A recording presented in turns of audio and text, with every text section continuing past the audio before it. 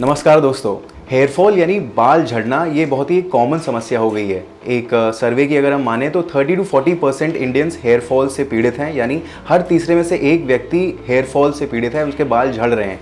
अब ये क्यों हो रहा है, इसके बहुत सारे कारण हो सकते हैं। एक वो दौर था जब कोई जेनेटिक प्रॉब्लम हो या कोई बीमारी हो या एक उम्र के बाद ही बाल झड़ते थे या सफ़ेद होते थे, लेकिन अब ये बच्चों में भी देखा जा रहा है। और हमारे जो लिसनर्स हैं, जो कुछ स्टूडेंट्स हैं जिन्होंने ये समस्या हमारे सामने उजागर करी है कि उनको भी हेयर फॉल जैसी समस्या हो रही है, स्किन में काफ़ी सारी प्रॉब्लम्स हो रही हैं। तो उन्हीं के क्वेश्चंस लेकर और उनकी जो समस्याएं हैं उनको लेकर हम आए हैं डॉक्टर पिंकी मातवा जी के पास। She is a dermatologist and skin care specialist from divine skin care clinic. Ma'am, thank you so much for your time. बहुत बहुत धन्यवाद समय देने के लिए।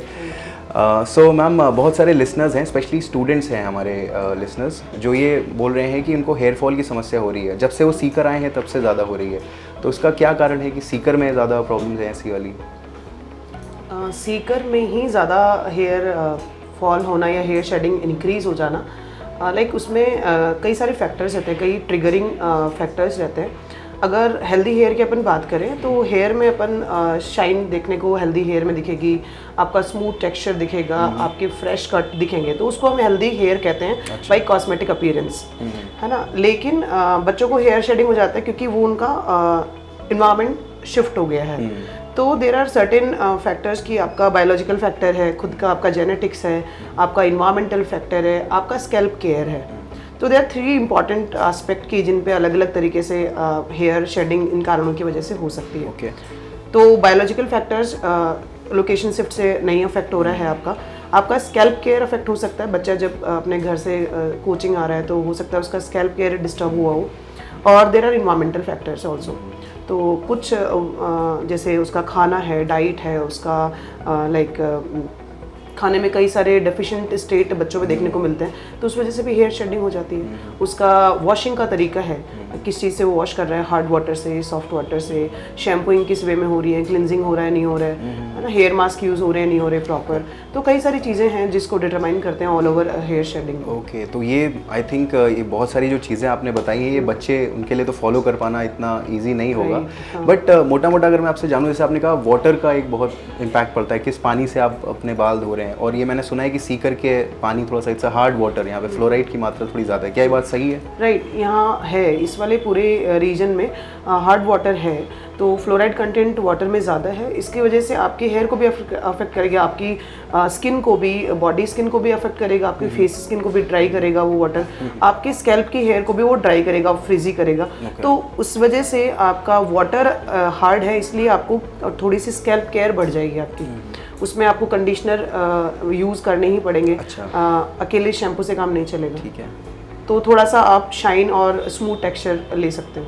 सो कंडीशनर कोई ऑल्टरनेटिव भी हो सकता है क्या? कोई हेयर ऑयल जैसे कोकोनट ऑयल बोलते हैं, लगा सकते हैं हम लोग घर के, फिर सरसों का तेल। कंडीशनर्स जो होते हैं ना, वो सिर्फ कॉस्मेटिक अपीयरेंस के लिए होते हैं। तो ट्रेडिशनली जो घी और ऑयल जिनकी मसाज घरों में चलती थी, चंपी बालों में करते थे, तो वो दे आर ट्रेडिशनल कंडीशनर्स कि आफ्टर बिफोर शैम्पूइंग आपको ऑयल की मसाज करनी है, घी की मसाज करनी है। अभी भी आप वो कर सकते हैं, लेकिन एक्सेप्टेबल, कॉस्मेटिकली एक्सेप्टेबल कुछ बच्चों में या कुछ पेशेंट्स में नहीं रहता है वो। इस वजह से जो कंडीशनर पार्ट है आफ्टर शैम्पूइंग, जो हर शैम्पू के साथ में कंडीशनर आता है, तो आजकल लगभग सारे ही ब्रांड्स में शैम्पू विद कंडीशनर आने लग गए हैं। तो आप अकेला शैम्पू नहीं परचेज करें, आई थिंक कंडीशनर भी साथ में करें, तो you will see the result. Physically आपको बाल में चेंजेस देखने को मिलेंगे। आई थिंक गर्ल्स तो मोस्टली फॉलो कर लेती हैं, थोड़ा ज़्यादा मतलब ज़्यादा अवेयर सेंसिटिव होती हैं बालों को लेकर अपने। लड़के नहीं करते हैं, बाल नहीं धोते हैं, एक महीने तक नहीं धोते हैं कुछ तो। सो उनके लिए आप क्या कहना चाहेंगे? और सीकर में जो पानी है और यहाँ का जो टेम्परेचर है, वो कैसे और उनको इम्पैक्ट कर सकता है? बॉयज़ में क्योंकि लॉन्ग हेयर्स का प्रॉब्लम नहीं है, तो क्लीन एवरीडे हो जाता है। तो गर्ल्स में लॉन्ग हेयर का इशू है, और थोड़ा साइकोसोशियल इम्पैक्ट भी गर्ल्स में ज़्यादा रहता है हेयर्स को लेकर, कि बाल लंबे हैं लेकिन बाल दिखने में अच्छे नहीं हैं, तो फ्रेंड सर्किल है, जो पीयर प्रेशर है वो भी आ जाता है। तो बाल रेगुलर वॉश तो करने ही करने हैं, चाहे बॉय हो चाहे गर्ल हो, है ना। तो आपको अच्छे से वॉश करने हैं रेगुलरली। अगर बॉय हैं तो आप रेगुलर वॉश करें, रेगुलर शैम्पू करें। अब ये मिथ है कि आप रेगुलर शैम्पू करें तो हेयर फॉल ज़्यादा होएगा, है ना। अब ऐसा नहीं है कि रेगुलर शैम्पू से आपका हेयर फॉल ज़्यादा होएगा। प्रोवाइडेड कि आप शैम्पू जो है मॉडरेट वाला यूज़ करें, ना तो हार्ड यूज़ करें ना सॉफ्ट करें। शैम्पूज़ की भी अलग अलग कैटेगरीज हैं। पता कैसे कर सकते हैं? हाँ, शैम्पूज़ की भी है ना अलग अलग कैटेगरीज हैं, cationic shampoo, anionic shampoo, neutral shampoos. तो वो अगर आप थोड़ा सा ऐसे माने तो मार्केट में जो बाकी शैम्पूज आते हैं जिन पे एंटी डैंड्रफ फार्मूला नहीं लिखा होता, तो they are considered soft shampoo, जो बेसिक क्लीन वाले। हाँ, बेसिक क्लीन वाले। तो आप ऐसे कर सकते हैं कि आप उसको बैलेंस करना है कि ज़्यादा डर्टी है तो ट्वाइस इन वीक आप कोई भी एंटी डैंड्रफ फार्मूला ले लें और अदर डेज में आप सॉफ्ट शैम्पूज ले लें। Okay. तो you can balance your scalp care by using these. Frequently हम लोग करना चाहिए? फ्रीक्वेंटली तो बॉय है तो रेगुलर वॉश करें, रोज शैम्पू करें, रोज, हाँ, बेसिक शैम्पू रोज करें, Okay. क्लीन करें। और गर्ल है तो एटलीस्ट आप थ्राइस इन वीक करें, मतलब आफ्टर 2 days आप एटलीस्ट क्लीन करें। जी। और आपने कहा था मैम डाइट का भी इम्पैक्ट है, और एक रिसर्च में हम लोग ने ये भी पता किया है कि प्रोटीन डेफिशिएंट है हम लोग की डाइट पूरे इंडिया में। तो हम लोग किस तरह की डाइट ले सकते हैं जिससे हमारा प्रोटीन कंटेंट बना रहे बॉडी में और हमारे हेयर फॉल कम हो उस वजह से?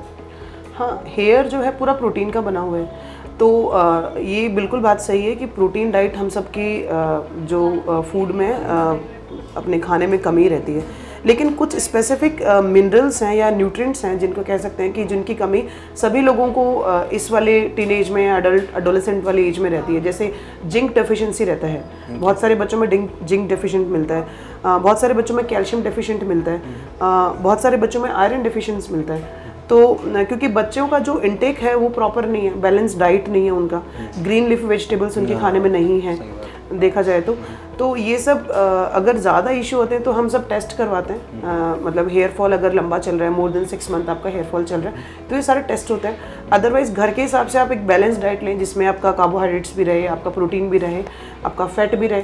हमारी डाइट्स में जो कल्चरली क्या है कि फैट और कार्ब्स की डाइट ज़्यादा है रादर प्रोटीन। तो प्रोटीन डाइट अपनी दालें हैं, सोयाबीन है, एग्स हैं, तो इनको शामिल करें अपनी डाइट में। मैम हेयर फॉल और हेयर लॉस में क्या फ़र्क है? लाइक बाल अगर झड़ जाते हैं जो, वो क्या दोबारा आ जाते हैं? राइट, ये अच्छा क्वेश्चन है कि हेयर फॉल और हेयर लॉस में क्या फ़र्क है। Hair fall is a natural phenomena, है ना, हेयर फॉल होगा ही होगा। अच्छा। वो इनएविटेबल प्रोसेस है कि साइकिल है हेयर का, कि anagen is a growth phase. Hair में 3 साइकिल होते हैं ना, 3 फेजेस होते हैं अलग अलग, वो टाइम ड्यूरेशन है।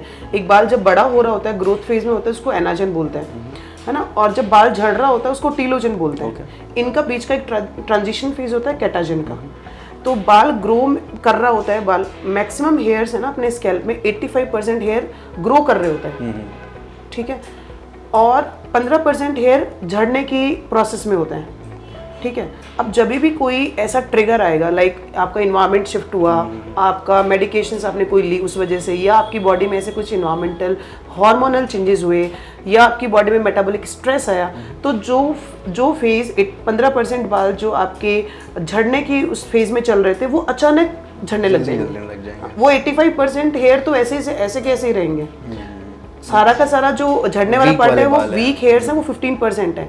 ये ट्रिगर से वो हेयर जल्दी झड़ जाते हैं, इसलिए बाल तो जो ही झड़ जाएगा लेकिन बाल फिर एनाजन में आ जाएगा।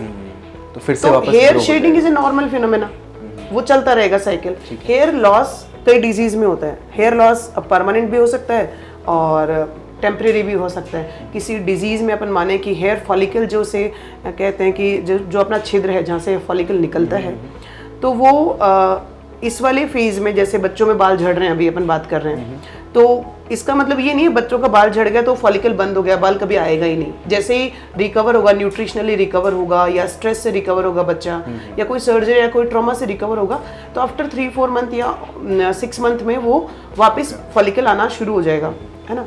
लेकिन हेयर लॉस जैसे कुछ डिजीज़ में होता है, जैसे हम कहते हैं कि स्कारिंग जिसको बोलते हैं, स्कारिंग मतलब वो फॉलिकल हमेशा के लिए बंद हो गया है। स्कारिंग एलोपेशियाज हो चुके हैं। जैसे अपना मेल पैटर्न बॉल्डनेस है जो कि काफ़ी कॉमन है, जिसको पारिवारिक गंजापन भी कह सकते हैं, है ना। एंड्रोजेनेटिक एलोपेशिया है जिसमें क्या होता है कि जो अपनी हेयर लाइन होती है वो रिसीड करती है पीछे की तरफ। अच्छा। तो वो बाल एक बार चले गए तो कभी नहीं आते, तो आगे से। हाँ, तो वो हेयर लॉस है, वो परमानेंट हेयर लॉस है। लड़कों में स्पेशली हो गया है कि आगे से यहाँ से आगे से हेयर लाइन पीछे चली जाती है, तो ये वापस नहीं आ सकती। ये वापस नहीं आता है। इनको हम सिर्फ रिस्टोर कर सकते हैं जितना आपका हेयर फाइन हेयर्स बचा है। अब इसमें कुछ यूविलस हेयर्स होते हैं, बहुत ही लेस देन 2 सेंटीमीटर वाले हेयर, बहुत फाइन हेयर होते हैं, जिनको हम मेडिकेशंस से थोड़ा सा मोटा कर सकते हैं, थोड़ा सा थिक कर सकते हैं, या थोड़ा सा लॉन्ग कर सकते हैं। तो उनसे ये रिस्टोर हो जाते हैं। लेकिन अगर आपका बाल वहाँ से, आपको जो स्कैल्प है पूरी तरह से बाल क्लोज हो चुका है, आपका जो ओपनिंग है वो क्लोज हो चुकी है, स्कार हो चुका है एक तरह से, तो वापस कभी नहीं ओपन होएगा वो। ओके राइट, ये मैं पर्सनली पूछना चाहता आपसे क्योंकि मेरे को भी hair fall, I think hair loss ही हो गया है यहाँ पे पीछे, so that is why. Coming back to the diet, also stress भी आपने एक वर्ड यूज़ किया कि स्ट्रेस की वजह से भी हेयर फॉल, तो कितना इम्पैक्ट है, लाइक कितना परसेंटेज है स्ट्रेस का हेयर फॉल में? स्ट्रेस का है, जैसे कॉमन ट्रिगर्स की बात करें ना, तो इसमें अपना मेटाबॉलिक स्ट्रेस आता है। मेटाबॉलिक स्ट्रेस मतलब आपकी बॉडी में ऐसे कोई चेंजेस हो रहे हैं जो आपको नोटिस नहीं हो पा रहे हैं। जैसे बच्चों में कोचिंग की वजह से प्रेशर आ रहा है, पढ़ने की वजह से जो स्टडी प्रेशर है, जो कंपटीशन का प्रेशर है, तो वो बॉडी को पता चल रहा है, लेकिन आपको लग रहा है कि बॉडी का प्रेशर तो आपको नहीं पता चल रहा है, आपको लग रहा है मेरा बाल ही जा रहा है सिर्फ, लेकिन स्ट्रेस तो आपकी बॉडी में आया है पहले, मैनिफेस्ट आपको इसके हेयर में दिख रहा है। तो मेटाबॉलिक स्ट्रेस बहुत कॉमन है। उसके बाद में अपना हार्मोनल चेंजेस जो गर्ल्स में एक एज में होते हैं, बॉयज़ में भी होते हैं एडोलेसेंट वाली एज में, तो हार्मोनल चेंजेस। अगर थोड़े से और बड़े में बात करें तो डिलीवरी के टाइम जो होते हैं हार्मोन का इंक्रीज होना, या प्रेगनेंसी और डिलीवरी के टाइम में हार्मोनल चेंजेस से भी होते हैं। और तीसरा जो होता है कि मेडिकेशंस, कुछ दवाइयाँ होती हैं जिनकी वजह से भी आपको हेयर फॉल होता है ड्यूरिंग मेडिकेशंस। जैसे आप उनको विड्रॉ कर लेते हैं तो आपका रिस्टोर हो जाता है हेयर, जिसमें मोस्ट कॉमन ये रहता है कि एक्नी में जैसे मेडिसिन चलती है, हम लोग रेटिनॉइड्स चलाते हैं, तो उन वजह से भी कुछ बच्चों में हेयर फॉल की शिकायत देखने को मिलती है। ओके, सो एक लास्ट क्वेश्चन मैं आपसे पूछना चाहता हूँ कि how much hair fall is concerning, like थोड़े बहुत बाल तो झड़ते हैं, आपने कहा नॉर्मल है, झड़ेंगे, लेकिन कब हमें डॉक्टर के पास चले जाना चाहिए कि ये एक सीरियस कंसर्न है, डर्मेटोलॉजिस्ट को हमें कंसल्ट करना ही पड़ेगा? वो सिम्टम क्या होता है वो? सिम्टम की अगर बात करें तो नॉर्मली 25 to 100 हेयर्स का हेयर शेडिंग होना नॉर्मल कंसिडर किया जाता है ना, जो कि आपको बहुत कम ड्रेनेज में दिखेगा। आप बेड पे सो रहे तो पिलो में भी बहुत कम हेयर फॉल दिखेगा, मतलब नोटिस नहीं होएगा, हर किसी का झड़ता है उतना बाल ना। मोर देन 100 हेयर्स जैसे ही आपको शेडिंग होना स्टार्ट हो जाएगा तो आपको दिखने स्टार्ट हो जाएंगे आपके घर में, जहाँ पे भी देखोगे, या आपकी क्लीनिंग हो रही है तो उस टाइम दिखेगा, या बाथरूम ड्रेनेज में आपको बहुत सारे हेयर दिखने लग जाएंगे। तो वो कंसर्न उस टाइम पेशेंट का बन जाता है कि उसके साइकोलॉजिकली ऐसे आती है कि हाँ मेरे को मेरा हेयर फॉल होना शुरू हो गया, तो उस टाइम वो अपना देखें। एक टेस्ट जो होता है इसमें, हेयर पूल टेस्ट, जो हम लोग करते हैं वीक हेयर को टेस्ट करने के लिए। तो हेयर को लेते हैं, कुछ हेयर्स को लेते हैं, तो उसमें थोड़ा सा जेंटल प्रेशर लगा के पूल करते हैं हेयर को। तो उसमें जैसे सपोज करो कि हमने 100 हेयर्स आपको एक बार में लिए, और उसके बाद अगर 10 हेयर्स या 5-10 हेयर्स उसमें आ गए तो इसका मतलब आपका वीक है हेयर्स। अच्छा, ओके, वैसे खींचने पे अगर हाँ, पूल करने पे, इजीली पूल करने पे। अच्छा। क्योंकि पूल करने का मतलब है कि जो हेयर शेडिंग वाले पार्ट में है वो हेयर ऑलरेडी वीक है, आपने थोड़ा सा भी प्रेशर लगाया तो वो निकल गया बाहर। तो ये एक टेस्ट है जिससे आप पता लगा सकते हैं। गर्ल्स में स्पेशली बहुत खुद ही बताती हैं वो, जैसे कि देखो मेरा बाल इतना सा करते ही निकल रहा है। हम ये तो आई थिंक बहुत ही डीप टॉपिक है, बहुत सारी बातें हम कर सकते हैं, ये बहुत वास्ट है। एग्जैक्टली, और बच्चे बहुत ज़्यादा परेशान हो जाते हैं थोड़ा सा भी अगर चेंज होता है उनके। अभी जैसे और भी रिसेंटली हमारे पास कॉल्स और मैसेज आए अबाउट देयर स्किन, पिंपल्स की प्रॉब्लम्स हो रही हैं और भी बहुत सारी प्रॉब्लम्स हो रही हैं, तो एक एक करके हम आपसे वो ज़रूर पूछते रहेंगे। बट एज ऑफ नाउ एक समराइज़ करते हुए आप लास्ट क्या टिप्स देना चाहेंगे हमारे ऑडियंस को, हमारे व्यूअर्स को, about healthy hair, to have a healthy hair? Healthy hair को डिफाइन करें तो आपका हेयर शाइनी होना चाहिए, it should be smooth texture, और आपके जो एंड्स हैं वो क्लीन एंड शार्प कट होने चाहिए, उसमें स्प्लिट एंड्स नहीं होना चाहिए, तो it consider to be healthy hair. अगर आपका डिजीज्ड हेयर है या फिर आपका डैमेज्ड हेयर है, क्योंकि कई सारे केमिकल ट्रीटमेंट जैसे बच्चे कराते हैं, गर्ल्स कराती हैं, तो जैसे आपका आयरनिंग हो गया, स्मूथनिंग हो गया, कई सारे केमिकल ट्रीटमेंट हेयर पे होते हैं, उस वजह से हेयर एक्सटर्नली बहुत डैमेज हो जाता है, उसका क्यूटिकल जो होता है वो डैमेज हो जाता है, तो उस वजह से भी हेयर डैमेज हो गया, तो उसको आपको स्कैल्प की केयर थोड़ी सी एक्स्ट्रा करनी पड़ती है। तो आप रेगुलर शैम्पू करें अपने हेयर को, कंडीशनर करें, बीच बीच में आप हेयर मॉइस्चराइजर्स या hair mask once in week या वंस इन फोर्टनाइट आप उसको यूज़ करें। 15-20 मिनट्स आप हेयर मॉइस्चराइजर्स लगा के छोड़ें, is just like a hair spa. तो आपका हेयर जो है मॉइस्चर कंटेंट हेयर से रिस्टोर होएगा, आपका हेयर स्कैल्प है ड्राई नहीं रहेगा। अलॉन्ग विथ ऑल दिस आप डाइट अच्छी रखें, अपनी हेल्दी डाइट रखें, प्रोटीन इंटेक बराबर रखें, आयरन आपका ठीक होना चाहिए, जिंक आपका ठीक होना चाहिए, कैल्शियम विटामिन D3 आपका ठीक होना चाहिए, और आप हाइड्रेट होने चाहिए, क्योंकि स्कैल्प भी आपका अगर डिहाइड्रेट रहेगा और आप उस वजह से भी अफेक्ट हो रहा है हेयर। तो हाइड्रेट रहेंगे तो उसका स्कैल्प भी हाइड्रेट रहेगा, तो ब्लड सर्कुलेशन भी बढ़िया रहेगा, तो हेयर डैमेज नहीं होएगा। Okay, so all in all आपको अच्छी डाइट लेनी है, अपने बालों को साफ रखना है, मॉइस्चराइज उसको रखना है और स्ट्रेस से दूर रहना है अपने आप को, अपना हेयर फॉल अगर हम लोग को रोकना है तो। और बाकी और भी आपके स्किन संबंधित कोई अगर समस्या है, बालों से जुड़ी कोई समस्या है, तो डिवाइन स्किन केयर क्लिनिक में आके डॉक्टर पिंकी मातवा जी से परामर्श ले सकते हैं। और ऐसी और इंपॉर्टेंट अपडेट्स के लिए, इंपॉर्टेंट वीडियोज़ के लिए सब्सक्राइब करें 89.6 FM सीकर को। Thank you so much for watching the video.